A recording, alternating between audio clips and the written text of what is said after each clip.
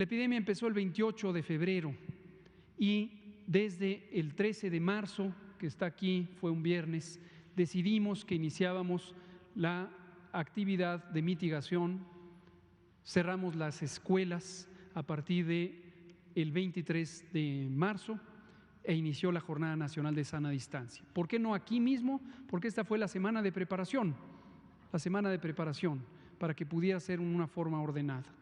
Con la Jornada Nacional de Sana Distancia inició este proceso en donde hemos estado fuera del espacio público para mantenernos a sana distancia de manera masiva. Más de 80 millones de personas fuera del espacio público, lo que ha permitido reducir la cantidad de contagios que ocurren por día. Y eso nos ha permitido que no se saturen los hospitales. Y simultáneamente, que lo planeamos desde febrero, lo empezamos a ejecutar en marzo, empezamos a expandir la capacidad de los hospitales, primero en el número de camas que se destinaban a personas con infección respiratoria aguda grave, que es el síndrome clínico característico de COVID-19 grave, y desde abril empezamos a ampliar el número de hospitales. Empezamos con 645 hospitales COVID, hoy tenemos más de 910 hospitales designados y lo seguiremos ampliando conforme sea necesario. No todos son hospitales permanentes, desde luego no se puede construir tan rápido hospitales, en algunos casos han sido unidades temporales o se ha habilitado recintos que se dedican a otro tipo de actividades. Agradecimiento, por cierto, a toda la sociedad mexicana, porque esta expansión también ha permitido que recibamos a personas en cada lugar del país donde ha habido instalaciones que otros sectores de la población, por ejemplo los sectores privados, la filantropía, que han permitido esta expansión. Menciono de momento a la Fundación Teletón, que nos ha permitido usar sus instalaciones que están dedicadas a otras actividades, los centros de rehabilitación y que han sido utilizados para la hospitalización de personas, por mencionar solo algunos. Mayo, terminamos la Jornada Nacional de Sana Distancia el 31 de mayo y en junio seguimos.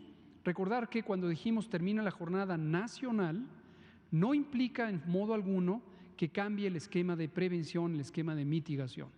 Lo que implica es que debido a que en cada entidad federativa la velocidad, la intensidad, el calendario en el que ocurre la epidemia de COVID-19 es diferente, resultó mucho más adecuado que cada estado tuviera el control directo de las actividades de mitigación.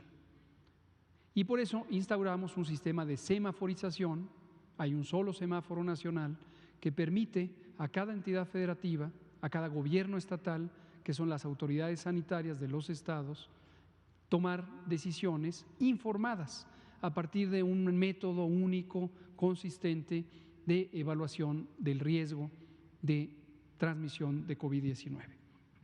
La siguiente, por favor. Esta es una panorámica. Con este formato vamos a estar trabajando durante varios días. Lo digo para que se familiaricen con él. También recuerden que toda la información que tenemos es pública. Nos interesa mucho que nada quede sin informarse. Aquí hemos cambiado en varias ocasiones el formato de comunicación de acuerdo a las prioridades, de acuerdo a lo que nos pide la sociedad, de acuerdo a lo que la sociedad ha considerado más útil y lo hemos ido cambiando, lo hemos ido adaptando. Pero en todo momento, cuando dejamos de presentar aquí algún dato o alguna gráfica o algún mapa, lo pasamos a el informe técnico que se publica todos los días en tiempo real en el sitio de internet coronavirus.gov.mx. Y además ahí encontrarán el acceso a medios de divulgación que son muy útiles porque pueden visualizar en mapas, en tablas, en gráficas la situación de coronavirus, de la epidemia COVID-19 en distintos lugares del país, en todos los lugares del país, y la síntesis de los datos, y clasificarlo por edad, por género, por otras características. Agradecimiento al CONACYT, al Consejo Nacional de Ciencia y Tecnología, y en particular a su directora general, la doctora María Elena Álvarez Builla, que nos ha permitido tener toda esta información de una manera muy accesible a la población. Finalmente tenemos las bases de datos completas en datos públicos, datos abiertos. Esta es una práctica que no era común, es una práctica que en el campo de la salud pública por primera vez ocurre en México.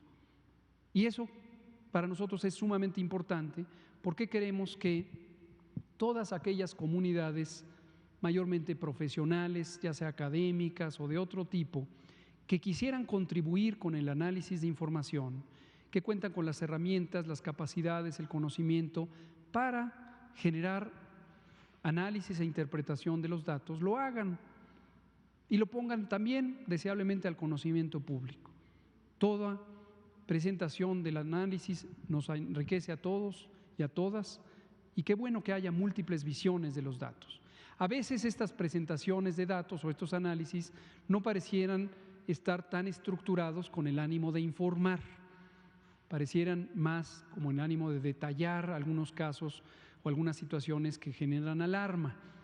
Y esto lo que ha resultado a veces es en confusión, pero no pasa nada, se aclara, a veces hay imprecisiones en cómo se interpreta los datos, pero aquí es el foro donde pueden preguntar, ha ocurrido en varias ocasiones, y se aclara cómo deben interpretarse los datos. Regresemos a esto, tenemos esta información. Los casos estimados, lo hemos comentado, lo recuerdo, son la suma de los casos confirmados, es decir, aquellas personas que tienen la enfermedad COVID y se les ha tomado una muestra para el diagnóstico por laboratorio y la prueba resultó positiva. Esa es una parte.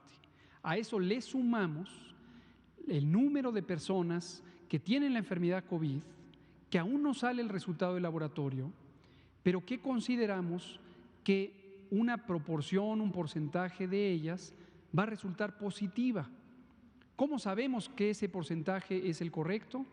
Porque cada semana, en cada entidad federativa, calculamos qué porcentaje de las personas confirmadas resultaron así entre el total de personas a quienes se les tomó pruebas. Entonces, multiplicamos ese porcentaje por el número de personas que aguardan todavía el resultado del laboratorio y la sumamos.